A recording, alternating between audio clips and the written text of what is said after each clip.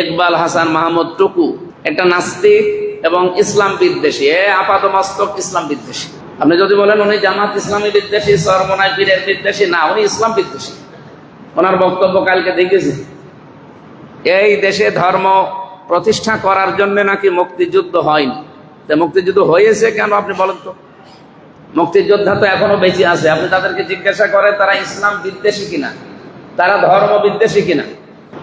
এর আগে তারেক রহমানের যে সমস্ত নামগুলো বাংলাদেশে ছড়ানো, বিশ্বের মানুষ জানে। ওনারে খাম্বা বলে ডাকে, ওনার কারণে না, এই যে এইটুকুর কারণে। ওনারে যে খাম্বা বলে ডাকা হয় এইটুকুর কারণ এই জায়গাটায় এর আগে উনি মন্ত্রী ছিলেন। উনি এই সমস্ত জায়গাগুলোতে দায়িত্ব পেলে কি হাহাকার লাগে। আপনি এখন এই যে মজমপুরে তেল পাম্পে যান, বিআরবি কে বলেন তেল পাম্পে যান, মন্ডল ফিলিং স্টেশনে যান, কি অবস্থা দেখেন তো, কি হাহাকার চলছে।